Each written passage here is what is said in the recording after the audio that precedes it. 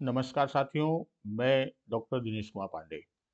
साथियों, आज की वीडियो में हम लोग परिमेय संख्या के अंतर्गत योग का तत्समक अवयव और गुणा का तत्समक अवयव किसे कहते हैं, क्यों कहते हैं, उसी तरह है योगात्मक प्रतिलोम और गुणात्मक प्रतिलोम क्या है, और इसके साथ साथ शांत और अशांत दशमलव संख्याएं किसे कहते हैं, कैसे हम ज्ञात करते हैं, कौन सी परिमेय संख्या शांत या अशांत दशमलव संख्या में परिवर्तित होती है।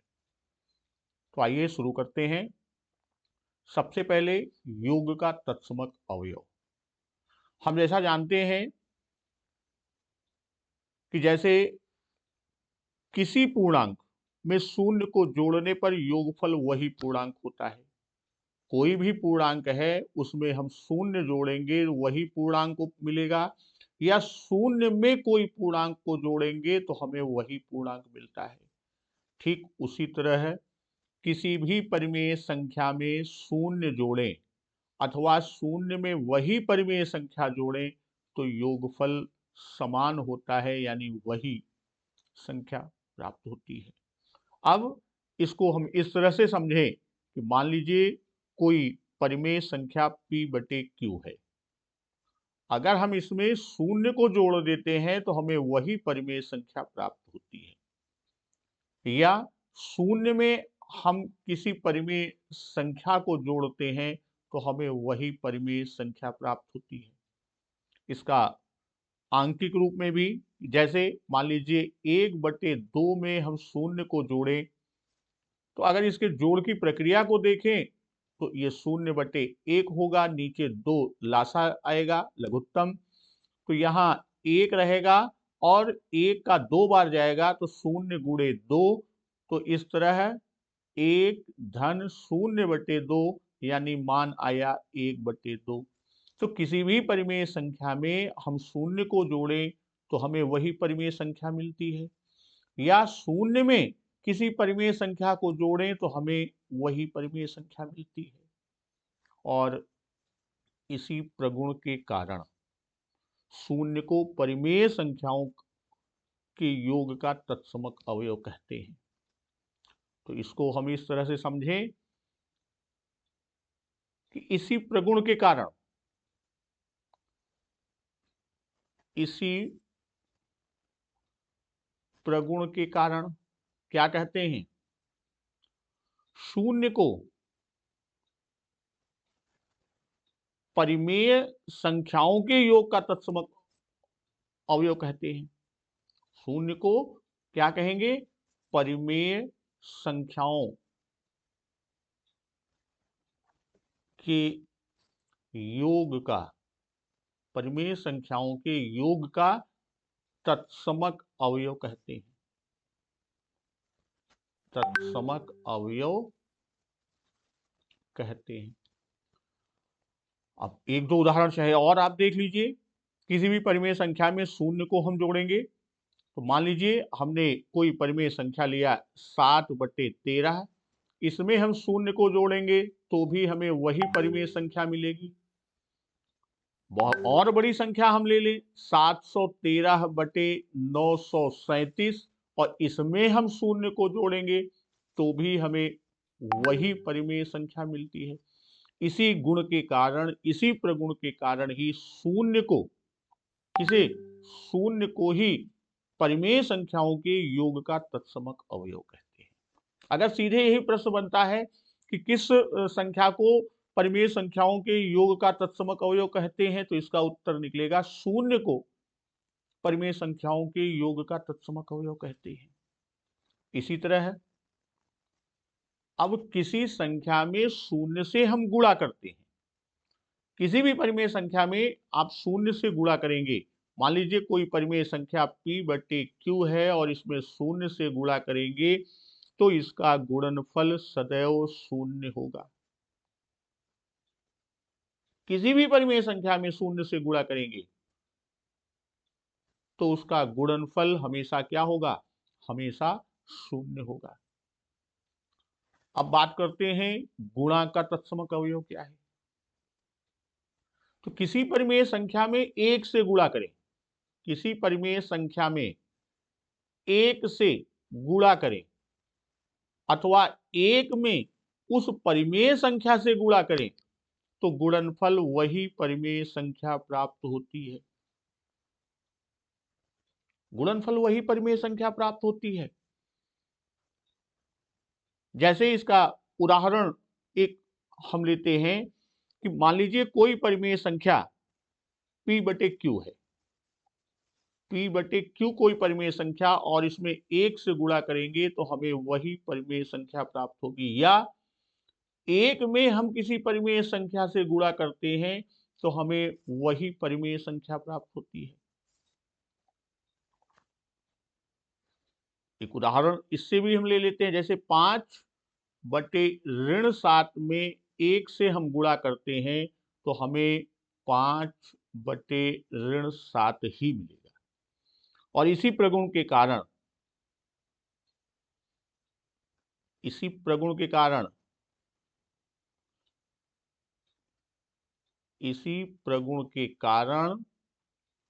एक को परिमेय संख्याओं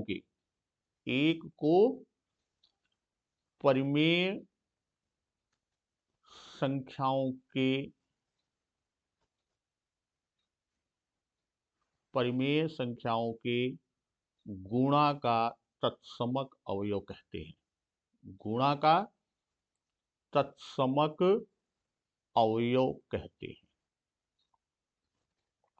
अगर प्रश्न बहुविकल्पी में ये बहुत प्रश्न आता है कि परिमेय संख्याओं के गुणा का तत्समक अवयव निम्न में है, तो उसमें जहां एक लिखा होगा वही उसका उत्तर होगा।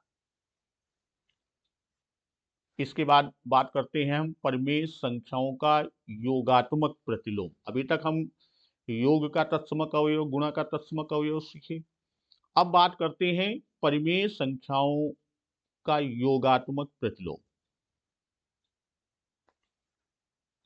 तो परिमेय संख्याओं के योगात्मक प्रतिलोम की जब हम बात करते हैं तो योगात्मक प्रतिलोम में अगर हम दोनों यानी संख्या और उसके योगात्मक प्रतिलोम का गुणा करते हैं, जैसे संख्या रेखा पर हम संख्याओं के बारे में, पूर्णांक के बारे में या पूर्ण संख्या के बारे में बात किए। मान लीजिए ये हमारा 0 है, अब ये 1 है, 2 है, 3।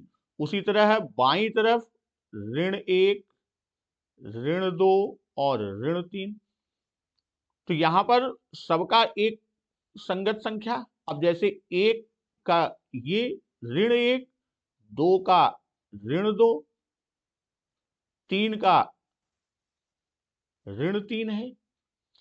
अब अगर जैसे परिमेय संख्या में हम लोगों ने पढ़ा कि इसके आधे 2-2 भाग कर दें, तो इन संख्याओं को हम 0 है इस पहले भाग को 1/2, 1 को 2/2, 1 और 2 के बीच को 3/2, 2 को 4/2, 5/2 और 6/2 के रूप में निरूपित करते हैं।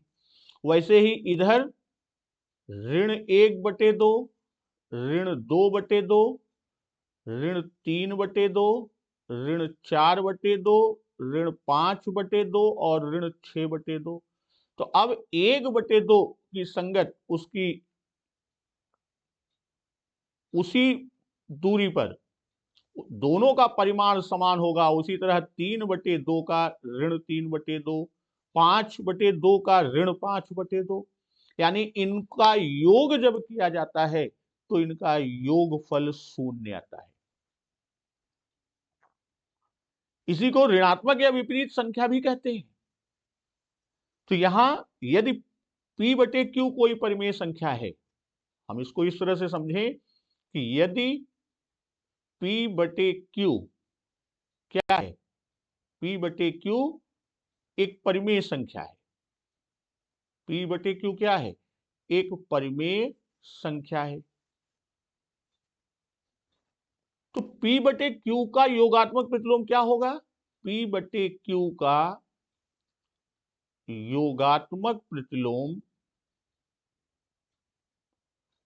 P बटे Q का योगात्मक प्रतिलोम ऋण P बटे Q होगा। और ऋण P बटे Q का योगात्मक प्रतिलोम, अगर हम यही कहें कि ऋण P बटे Q का योगात्मक प्रतिलोम क्या होगा? ऋण P बटे Q का योगात्मक प्रतिलोम, ऋण P बटे Q का, तो ऋण ब्रैकेट में ऋण P बटे Q, और जब ब्रैकेट खोलेंगे तो ऋण ऋण का धन हो जाएगा और होगा P बटे Q। इसी तरह एक दो उदाहरण और देखते हैं। जैसे 3/5, हम कहें कि 3/5 का योगात्मक प्रतिलोम क्या होगा? 3/5 का योगात्मक प्रतिलोम, तो 3/5 का योगात्मक प्रतिलोम ऋण 3/5 है। उसी तरह अगर हम कहें कि ऋण 3/5 का योगात्मक प्रतिलोम क्या होगा? ऋण 3/5 का योगात्मक प्रतिलोम, तो ऋण 3/5 का योगात्मक प्रतिलोम ऋण, और ब्रैकेट में ऋण 3/5, तो अब ऋण ऋण ब्रैकेट खोलेंगे तो ऋण ऋण का गुणा धन हो जाएगा और आपका उत्तर आएगा 3/5। तो इसी गुण के कारण परिमेय संख्या में हमने देखा क्या? योगात्मक प्रतिलोम को। तो परिमेय संख्या के योगात्मक प्रतिलोम को, परिमेय संख्या के योगात्मक प्रतिलोम को, परिमेय संख्या के योगात्मक प्रतिलोम को, परिमेय संख्या के योगात्मक प्रतिलोम को परिमेय संख्या का ऋणात्मक को परिमेय संख्या का ऋणात्मक या विपरीत भी कहते हैं, या विपरीत भी कहते हैं। हम ये कह दें कि 3/5 का ऋणात्मक परिमेय संख्या कौन सी है? तो ऋण 3/5। या 3/5 की विपरीत संख्या कौन सी है? ऋण 3/5। तो इसी को क्या कहेंगे? इसी को योगात्मक प्रतिलोम को ही परिमेय संख्या का ऋणात्मक या उसकी विपरीत संख्या भी कहते हैं। अब हम बात करते हैं गुणात्मक प्रतिलोम। यदि दो परिमेय संख्याओं का गुणनफल, किसका? दो परिमेय संख्याओं का गुणनफल 1 हो, तो उनमें से प्रत्येक दूसरे का गुणात्मक प्रतिलोम कहलाता है। भाई दो परिमेय संख्याएं हैं, उनको आपस में हम गुणा कर दें और गुणनफल हमको 1 मिलता है, तो प्रत्येक संख्या, परिमेय संख्या दूसरे की गुणात्मक प्रतिलोम कहलाएगी। जैसे हम यहां बात करते हैं ऋण 5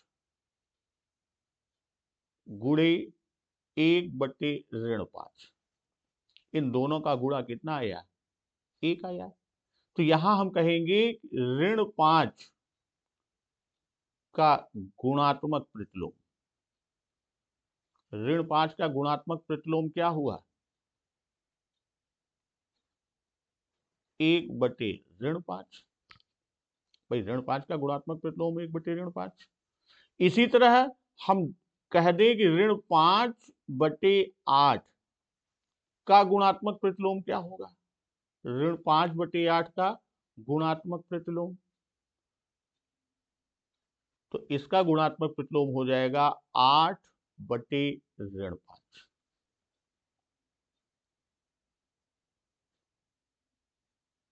तो अब यहां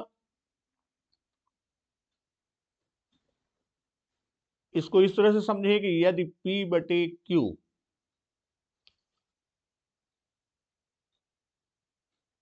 P बटे Q कोई परिमेय संख्या है। P बटे Q क्या है? कोई परिमेय संख्या है। P बटे Q कोई परिमेय संख्या, तो P बटे Q का गुणात्मक प्रतिलोम क्या होगा? तो P बटे Q का गुणात्मक प्रतिलोम,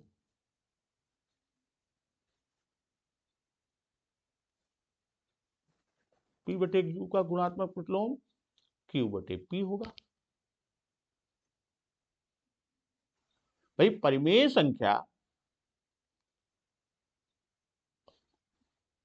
Q बटे P कैसे? अब यहां हम लोगों ने जो पढ़ा उसको दूसरे रूप में हम समझते हैं। यहां हम लोगों ने पढ़ा कि यदि दो परिमेय संख्याओं का गुणनफल 1 हो, भाई दो परिमेय संख्या, मान लीजिए कोई एक परिमेय संख्या हमारे पास है और दूसरी परिमेय संख्या हमें नहीं मालूम है, x है मान लेते हैं, और दोनों का गुणनफल क्या है? 1 है। तो मान लीजिए यही हम संख्या मान लेते हैं P बटे Q, तो परिमेय संख्या क्या है? P बटे Q गुणे x, माना प्रतिलोम गुणात्मक पहले से ही मान लिया, हमें मालूम है नहीं, कि माना गुणात्मक प्रतिलोम क्या है? x है, और ये बराबर 1 है। भाई x का मान ज्ञात करने के लिए हम क्या करेंगे? P बटे Q को पक्षांतर करेंगे दाहिनी तरफ, और यहां चूंकि गुणे का चिन्ह है तो इधर जाएगा भाग का चिन्ह होगा, तो ये हो जाएगा 1 भागे P बटे Q। और हम ये जानते हैं कि भिन्न का भाग, कि जब इसको हम हल करते हैं तो यहाँ भाग के स्थान पर गुणा करते हैं और इसे क्या करते हैं? इसे इसके व्युत्क्रम में लिख देते हैं।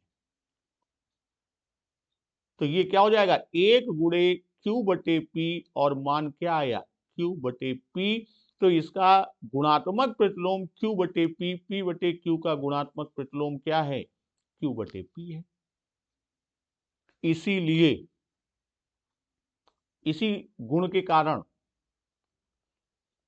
परिमेय संख्या के गुणात्मक प्रतिलोम को, जो अभी हमने हल किया कि परिमेय संख्या के गुणात्मक प्रतिलोम को परिमेय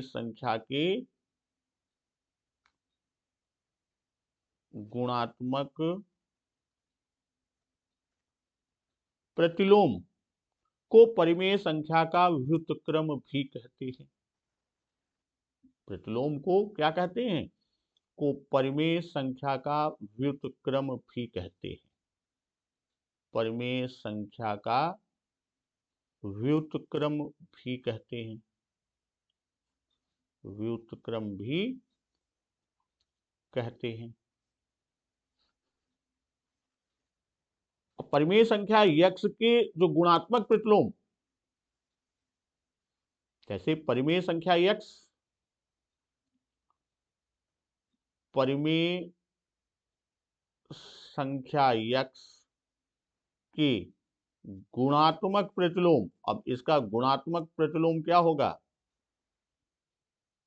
परिमेय संख्या x के गुणात्मक प्रतिलोम 1 बटे x को x की घात ऋण 1 भी कहते हैं।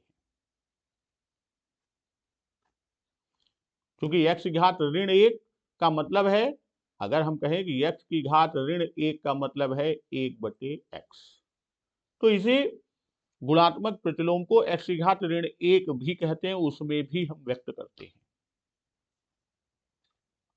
अब इसके बाद हम लोग बात करते हैं परिमेय संख्याओं का भाग।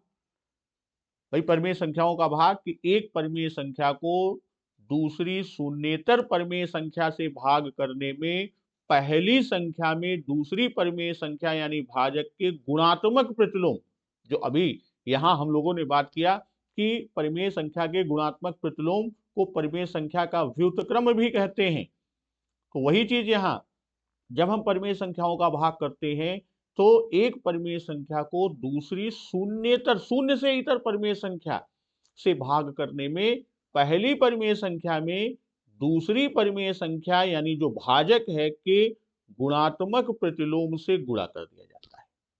जैसे ऋण 8/5 भागे ऋण 6/7।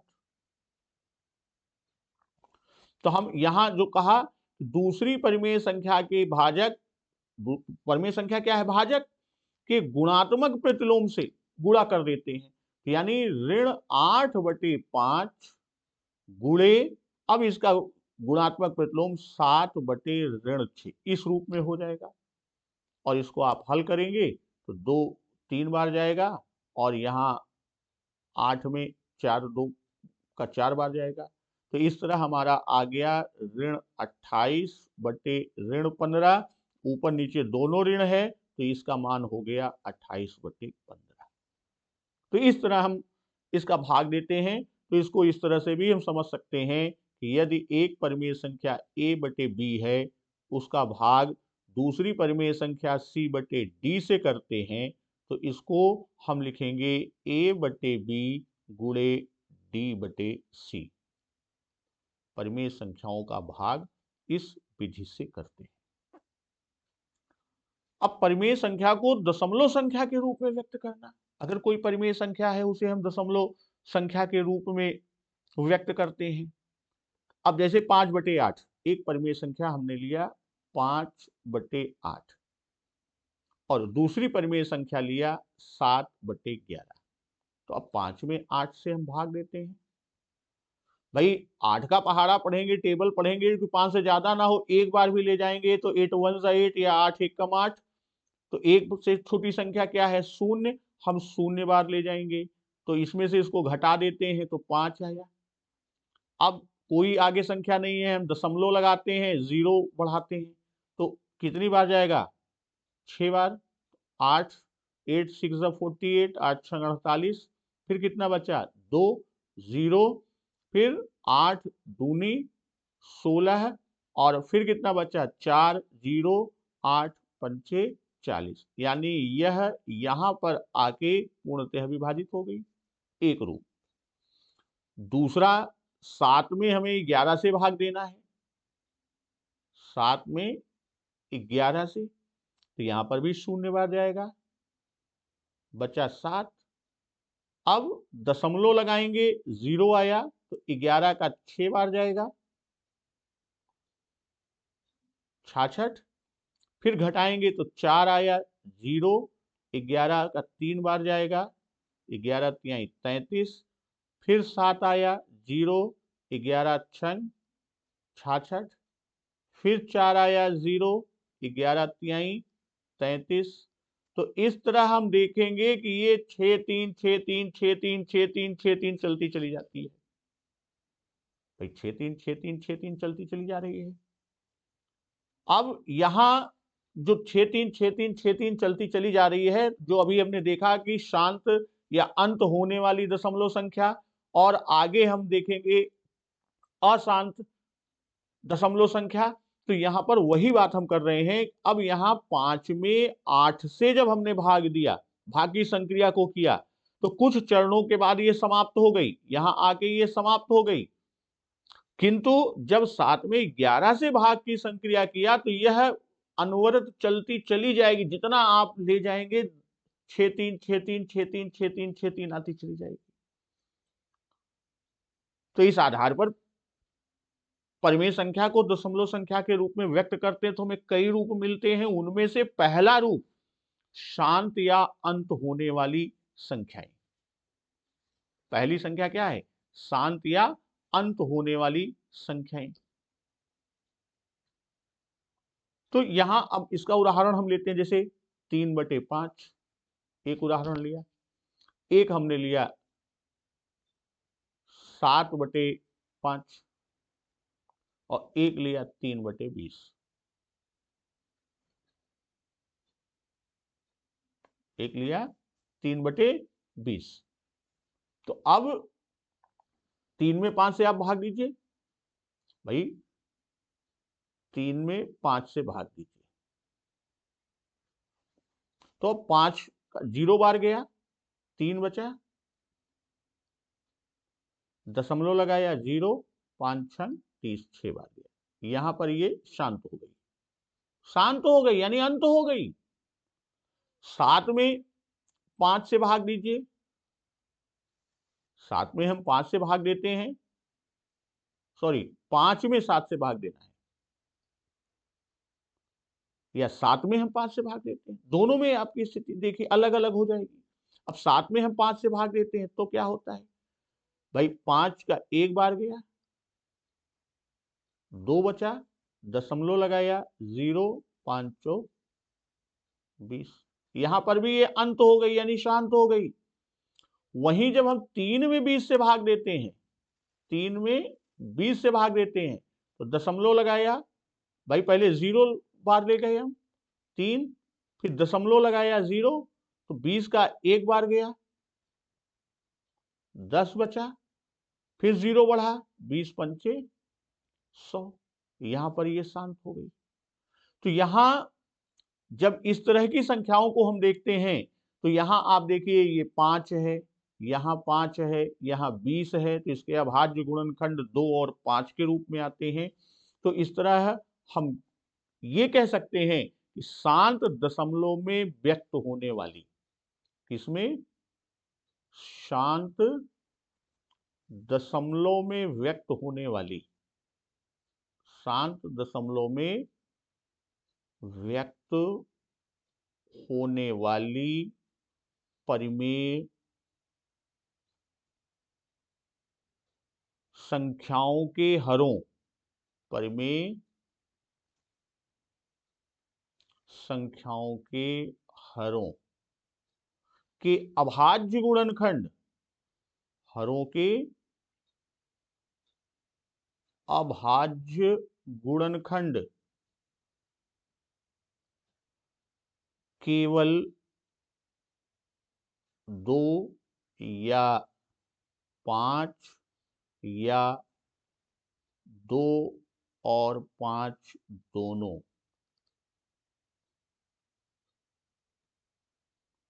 होते हैं। जितनी भी शांत है उनके जब हर का, जैसे p बटे q मान लीजिए कोई संख्या है, तो q के अभाज्य गुणनखंड जो होंगे, q के जो अभाज्य गुणनखंड होंगे वो या तो 2 होगा या 5 होगा या 2 और 5 दोनों होगा। जैसे हमने 20 को लिया, 20 का अभाज्य गुणनखंड करेंगे 2 दूना 4 पंचे 20, यही अभाज्य गुणनखंड। जितनी भी शांत दशमलव में व्यक्त होने वाली परिमेय संख्या है उनके हर का जब हम अभाज्य गुणनखंड करेंगे तो उनके अभाज्य गुणनखंड 2 या 5 के रूप में ही मिलेंगे। अब हम बात करते हैं अनंत आवर्तक या अशांत आवर्ती दशमलव संख्या। ये क्या है कि ऐसी परिमेय संख्याएं जिनको दशमलव में बदलने पर दशमलव भाग में एक अथवा एक से अधिक अंकों के समूह बार बार आते हैं, तो भाग की प्रक्रिया कभी समाप्त नहीं होती, उन्हीं को हम अशांत आवर्ती दशमलव संख्याएं कहते हैं। जैसे हम 1/3 की बात करें, ये परिमेय संख्या, तो 1 में हम 3 से भाग दें, 1 में हम क्या करें, 3 से भाग देते हैं, तो 1 में 3 से आप भाग दीजिए, 0 बार ले जाएंगे 1, फिर दशमलव लगाएंगे 0, 3 त्रिका 9, फिर 1 0, 3 त्रिका 9, फिर 1 0, फिर 3 बार गया 9 1। इस तरह हम देखेंगे कि ये दशमलव के बाद 3 3 3 3 3 3 ये बढ़ती चली जाएगी, यानी ये कभी बंद ही नहीं, शांति नहीं होगी, अंत ही नहीं होगी। इसीलिए इसे अशांत कहा गया, या अनंत आवर्तक, अनंत तक यह आवर्त होता चला जाएगा। एक उदाहरण इसी तरह अशांत आवर्ती का हम और लेते हैं, जैसे 5 में आप 21 से भाग दीजिए,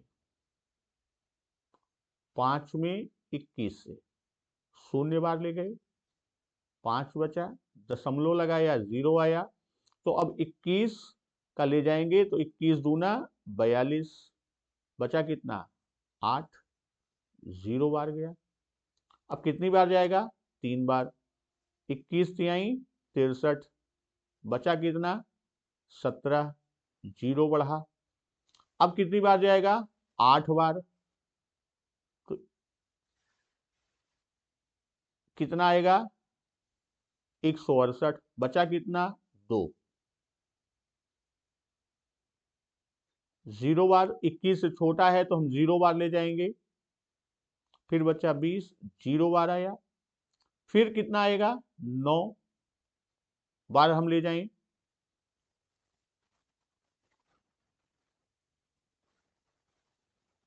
189, बचा कितना, अब ये खंड हम यहां लेके चलते हैं, बचा कितना, बचा 11, 0, फिर कितनी बार जाएगा, यहां 5 बार, 105, फिर 5 आ गया। तो अब फिर जब 5 आएगा हम आगे की प्रक्रिया चलाएंगे तो यही पूरा प्रक्रिया यहां तक फिर से चलेगा, यानी इन पूरी संख्याओं का आवर्त बार बार वह आपकी यही संख्या है 0.238095, फिर 23805, फिर 23805, यह बार बार आपकी आती रहेगी, इसीलिए इसे अशांत या अनंत आवर्ती संख्याएं कही गई। और आज के खंड में अंतिम भाग हम लोग देखते हैं कि मिश्रित अशांत आवर्ती दशमलव संख्या क्या होती है। भाई जैसे इसका एग्जाम्पल हम एक देते हैं 1/6।